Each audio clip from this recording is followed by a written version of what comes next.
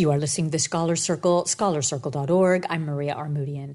Our next guest studies some of the factors that shape our lives and ways of being in life. Ideas, events, and what she refers to as traversing. Susanna Trnka is Associate Professor of Social Anthropology at the University of Auckland. She's the co-editor of Competing Responsibilities, The Politics and Social Ethics of Responsibility in Contemporary Life, and State of Suffering, Political Violence and Community Survival in Fiji. Welcome to the Scholar Circle, Susanna Trnka. It's great to have you here with us. Thank you. I'd like to start with responsibility with you because you've done this enormous range of subjects in your work. It's extraordinary the amount of subjects that you have covered, but responsibility was something that I had thought about, but the way you articulated what it has meant historically versus what it means now, I thought was quite fascinating. And this seems like the demarcation was neoliberalism. So walk us through responsibility and what neoliberalism has meant for it. Okay. It depends on how many hours you have, I think. But for me, this project initially, I've written 2 books on responsibility. One is my book on asthma. So it's about children and asthma and sort of global notions of responsibility for health and well-being of children. And the other is an edited volume, which I edited with Catherine Trundle, and it's specifically looking at the concept of responsibility. It's called Competing Responsibilities. But for me, it began very much with the ethnography, with the Czech material, looking at children who were ill and looking at a medical system that was trying to shift the bulk of responsibility onto families and onto children themselves, and yet seeing there was such resistance, both in terms of the medical experts in the Czech Republic who were, almost kind of, in some cases, willing to do the rhetoric of responsibilization or personal responsibility for health, but not actually willing to actually engage with it because they felt, rightly or wrongly, that there was a reason for their expertise, there was a reason for their authority, and patients should be turning to them. But at the same time, there was a broader discourse around the state and the role of the state and of corporations, particularly corporations that are involved in environmental issues, environmental pollution. What is their responsibility more broadly for ensuring children and more broadly citizens' well-being? It sounded like from one of the papers I read that you published on the subject that the meaning was sort of a ruse, like the idea, the concept of personal responsibility became a way of maybe selling notions that were embedded in neoliberalism. Would you say that's the case?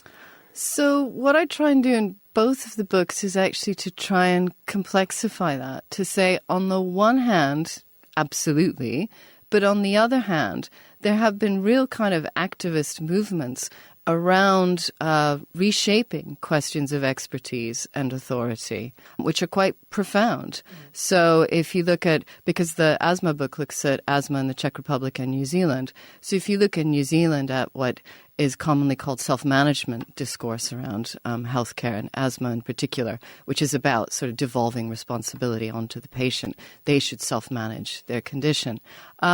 Yes, some of that came from a reconfiguration of the healthcare budget, but a lot of it also came from activists in the 70s, parents who became very involved in sort of saying, we're tired of just doing what these doctors tell us to do. We know our children's conditions. We know what they need, and we need to have our voices heard.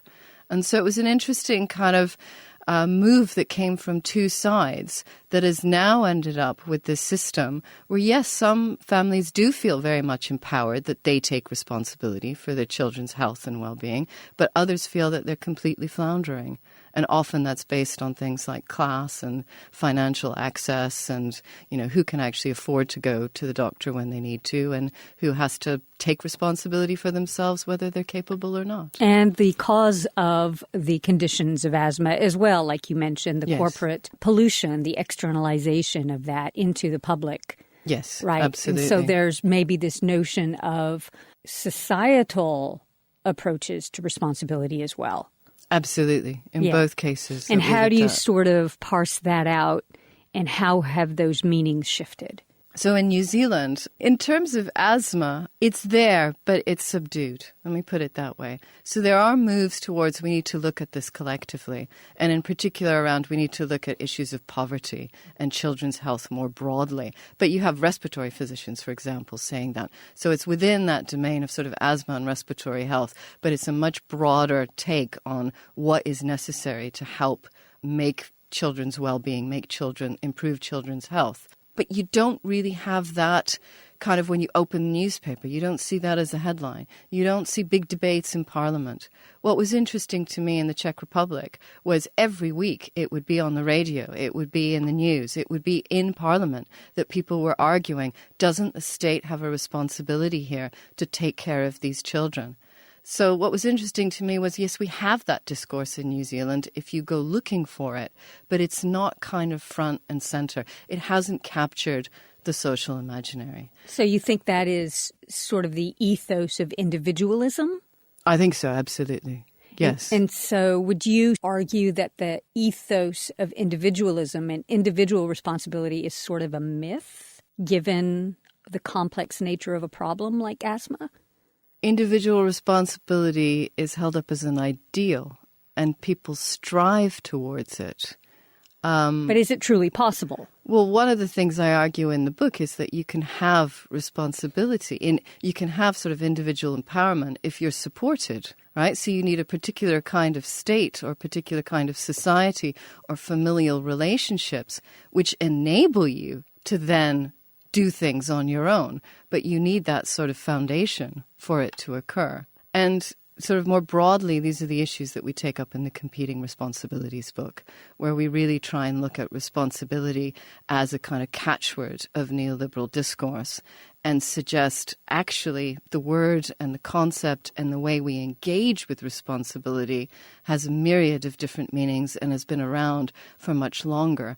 And we're allowing kind of neoliberal rhetoric to take this word and turn it into something that it doesn't need to be that narrow. It can be a much broader concept that enables things like responsibility in terms of care for the other or citizen-state relations.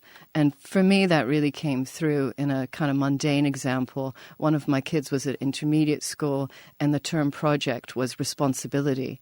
And I'd been thinking about these issues, and so I was very intrigued, and I was saying, so what are you learning? And basically they were learning self-management. They were learning time management, how to get your homework in, how to motivate yourself, and all of these things that I thought of as responsibility for your classmates, responsibility for the school grounds, the stream that runs through the back of the grounds, responsibility for the well-being of, the teacher or your family or your younger brother or sister. None of that was what they were being taught. And so they were learning in a very profound way. In a very narrow way. What is responsibility? It is responsibilization. It is responsibility for myself and taking care of myself and putting myself forward when it doesn't need to be that way. And that's what we're trying to argue. I guess when I was asking about the mythology of the personal responsibility, because if we look at the world through that lens, it sort of dissolves the interconnectedness of all of us and other members of society in terms of, problem causation and problem solution, for example, but really the construction of our social and political world altogether. Yes, which is part of what Nicholas Rose has been arguing in his critique of responsibility discourse for some time, that it does sort of rest on this idea that if you can't actually make it and the state's not going to help you, there will be a family or there will be some set of interrelations that will help you through that. But that's the sort of quiet side of it that doesn't get explored.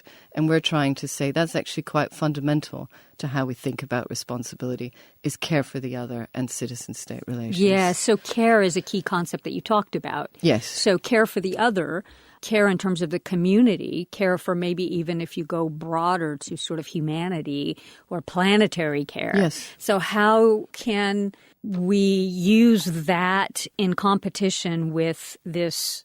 Like you mentioned, it's hardly discussed in traditional media. It's hardly brought up in this way. It doesn't really fit media norms, like news norms, to talk about these non-specific, hard, ideas.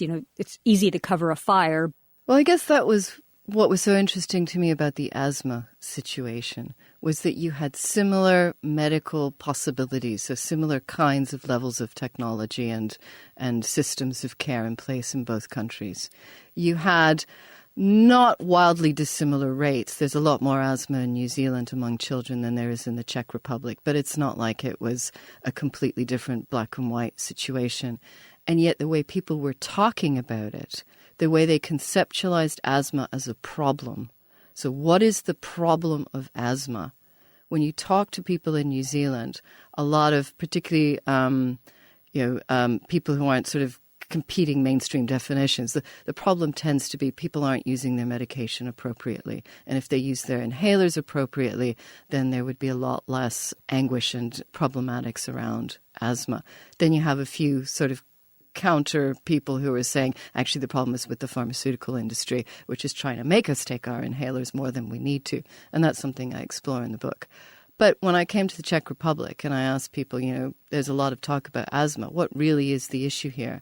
They said the issue is that people are passive and they're not taking an active role. And I said, in terms of their medication? No, in terms of being citizens, in terms of pushing the government and saying to the government, this is an issue that is, foremost on our minds and you need to act. So essentially the problem was the government response. But again, in that interesting way that personal responsibility gets brought in, a lot of the activists were saying the problem is with people. But it wasn't people taking responsibility for themselves or their own health. It was people taking responsibility for the collective, for the state. People should be out there, they were saying, out on the streets demanding, government, do something. Because individually, they said, we can't solve this problem. We need a collective solution. And the only force that there is that has enough kind of influence and power to make this happen collectively is the government. But to me, it was fascinating because you had government, you had corporations that were involved with the air pollution, and then you had people taking self-responsibility, but self-responsibility to move a collective position. And I thought, this is completely different than when my kid is sitting there going, responsibility is about time management and getting my homework in on time. But the same set of concepts being deployed differently. Right. On the same issue. On the same issue. Yeah, and which then you can take and put on top of almost every issue. So that's what we're trying to do in the other book, the book on responsibility, to suggest this isn't just about one issue. This is about a myriad of different places where we think, how are we going to conceptualize this? And even in terms of responsibility, we can conceptualize it radically different ways. Right. So we're speaking with Susanna Trnka. She's an associate professor at the University of Auckland in anthropology. Now, you've also covered political violence and the aftermath of political violence. Perhaps we should turn to that. You focused on an island nation of Fiji. Mm-hmm. Maybe we should start with a little reminder of what happened politically in Fiji. Well, I was in Fiji in 1999 and 2000, and I was doing research. Actually, all of my work pretty much looks at questions of embodiment and politics of the body. That's kind of where I start. And in this case, I was looking at issues of pain among Indo-Fijian communities. And again, trying to look at children, though that never got written up. But that was the initial impetus, was to look about how children talk about pain and how it's nested in sort of familial and societal and medical discourses. And I was obviously very aware of Fiji's turbulent political history. But at that point, things had been very peaceful for quite some time, and no one was sort of expecting an outbreak of any major political turbulence, much less political violence. And then in May of 2000, there was a major coup, and members of the parliament were held hostage, and there was shooting around the capital and other parts of the country. And what followed was several months of great turbulence and quite a bit of personal violence, often directed, but not always directed, but often directed towards members of the Indo-Fijian community, which was the group that I was predominantly spending my time with and living in a small village that was predominantly Indo-Fijian. And I still remember sort of walking home from the medical center where I'd been doing observations, looking. At that point, I'd realized I needed to go beyond children to look more generally at how people cope with physical pain. And they had shut the medical center and they'd sent everyone home. And I was walking through this little town watching the greengrocers and other small business people boarding up their stores. And I couldn't get a taxi. And it was just sort of utter chaos. And I really had absolutely no idea why. And then finally, when I got home, I found out that there'd been this major political overturning, a political coup. So they knew about it, but you didn't The news realize. was slowly percolating through various networks. And because I was in a situation where I wasn't with my friends, I'd been adopted by a family at that point. I wasn't with them. I was in a professional situation in the medical center where I didn't have such close ties. I didn't quite find out for some time until I got home and then, heard that it had been on the radio. My husband had gone to pick up our daughter from school because the school had closed down. A few weeks later, the school was actually burnt down. We made the mistake of going to see what it looked like because there were so many rumors and we didn't know what was accurate and what was not. So we'd heard the school had burnt down. And this was first child. You probably wouldn't do this with later children. We put her in the car and we drove her over to take a look. And so she saw that her school had been burnt down to the ground, which was not good. Yeah, what was her response? Yeah. I think the response is that it really was one of those where things have changed radically in the course of an hour, and your way of being, your way of moving through time and relating to events was completely different for the next 5 or 6 months. It was about being on your toes and figuring out when do you need to run and where do you run. And I was pregnant at the time, so that wasn't particularly helpful either. So, but, we were much better off than many of the people we were living with. But it was a interesting experience. For someone interested in embodiment, those 5 or 6 months will always sort of stay with me, what that actual experiential side of doing work in a place and time in those conditions. You called it a state of suffering, right? So, which has that double entendre, both it being a state and being a personal state or a communal state of suffering. And you told the story partly through a woman that you called Shanti and how Shanti's life changed at that moment. And all of what used to be normal suddenly became something else, like normalcy changed across the community. Yes. So how would you describe that, and how would you put that into your bigger context? I don't think it links so much to the responsibility question, but to the question of embodiment, the sort of phenomenology of living in a time. And it wasn't even so much the violence per se as the sense of uncertainty. And I think what really struck me was the way people were trying to find new frameworks. And there was a framework out there. There was a framework of ethnic violence, right? This is Indians versus Fijians. And a lot of people were drawing on these deeply racist caricatures. And it was from both sides. Indigenous Fijians and Indo-Fijians were sort of deploying these stories of these are the fundamental differences between us and them, and that's why this is occurring. But at the same time, as I explore in the book, that only went so far as to explain certain circumstances. So people would deploy these rhetorics to talk generally about this is why these things are happening in Fiji. And then they would say, and this is what happened to my aunt or my cousin or me or whoever.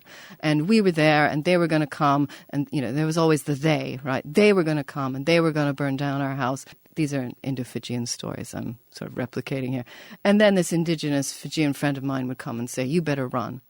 And I would say, but, you're saying it's us versus them, but the person who's come to put you in a car and driven you somewhere or put you in a lorry and hidden you under kind of sacks of things so you look like your agricultural produce being driven from one place to another. I mean, it's the extent that people were helping each other move from one site that was thought... within both communities. Yes. Helping each other. Well, Indo-Fijians tended to be bearing the brunt of the violence, so it tended to be indigenous Fijians who were helping the Indo-Fijian to get people out or warning them. So they would tell these stories, and you'd be like, but what you've just told kind of undermines the whole narrative of it's us versus them. And so one of the chapters I look at in the book is about friendship and the understanding of what is friendship, particularly when it crosses these different ethnic divides or seeming divides. And then I also look at just various other moments where the kind of ethnic difference construction, the narrative, just completely falls apart. And people can't use that to make sense of events. And then what are they using? Well, sometimes they were watching, Xena Warrior Princess on TV, or Alice in Wonderland, somebody was quoting in the newspaper. They were drawing on whatever sort of narrative frameworks or conceptual devices they could to try and make sense of what is happening, and very importantly, what is likely to happen next. To get that certainty that was missing suddenly. Or maybe not certainty, but try and come closer to a good guess. Because things were happening like at 2 a.m, the guy that lived next to us rang us and said, George Spate was the guy that engineered the coup. He said, Spatesmen are coming. They're going to set up camp in the school that was right next to our house. It was the schoolyard was bordering our back garden. You have to get out now. And we were like, it's 2 a.m. We're under curfew. Where are we going to go? So you had to assess, is that a real threat? Should I really be running, or is it safer to stay in my home? In my case, I gave birth during this time. I had to assess, is it safe to get in a car to drive to the main hospital, which has much better facilities, or should I be going to the local tiny little clinic? We were told it was safe to go into the city, even though it was after curfew. So we got in the car when I was in labor, and we started driving after curfew, and I got stopped twice. And twice when I was having contractions, I got questioned by very young military men with machine guns saying, why aren't you going to the local hospital? And I'm having contractions and trying to, and I'm thinking in my head, but people said this was going to be safe. People said they won't stop a woman in labor. Well, guess again, that was the wrong assessment to have made. So it was that sort of, and I'm drawing on my own ones because they're the ones I know the best, but obviously everybody in the community was making these assessments. I have a small business in this rural area. Is it safe to stay there? Should I shift my family? Is it safe maybe just for the men folk to stay there and the women to leave? But where would they go? And if they go here or there, maybe that place will suddenly become unsafe.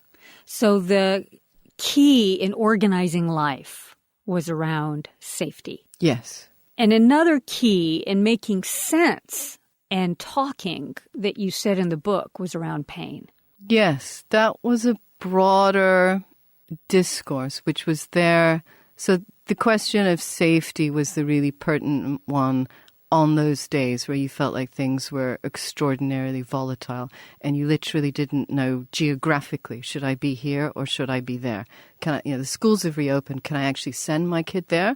Or in the time it would take me to go to the school and pick her up, if something happened, would I not be able to get there, right? So that was in that kind of immediate framing.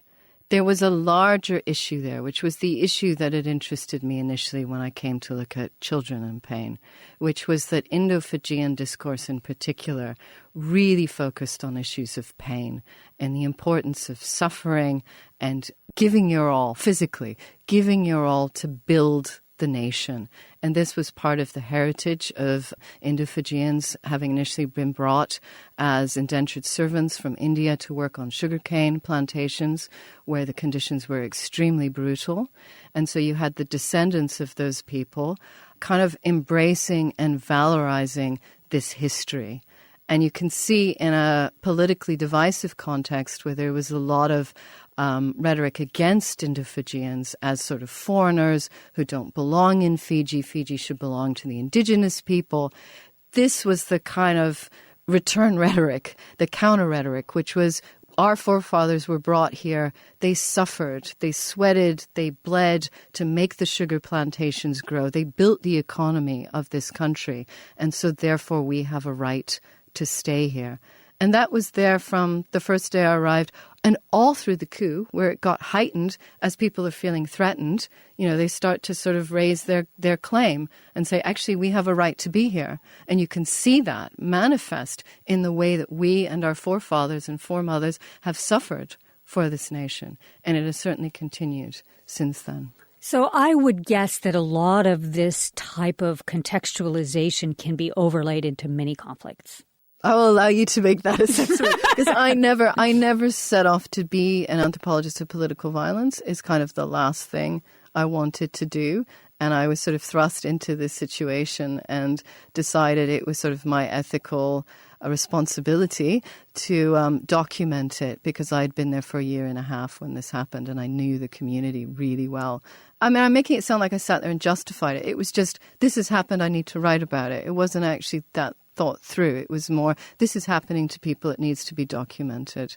Obviously, when I went to write the book, I looked at other situations, but I never sort of made political violence my area that I want to continue focusing on. Thank you now, Susanna Trnka, for joining us here on the Scholar Circle. Thank you very much. Susanna Trnka is Associate Professor of Social Anthropology at the University of Auckland. She's the co-editor of Competing Responsibilities, The Politics and Social Ethics of Responsibility in Contemporary Life, and State of Suffering, Political Violence and Community Survival in Fiji. And that's it for today's show. Thank you to all of our guests and to those who make this program possible. To Sud Dongre, our webmaster, Ankine Arasian, Melissa Chiprin, Anais Amin, Mike Hurst, and Tim Page. Most of all, thank you for listening. If you missed part of the show, you can check out our archives at scholarcircle.org, kpfk.org, and please like us on Facebook, follow us on Twitter at Armoudian, and we'll see you next week.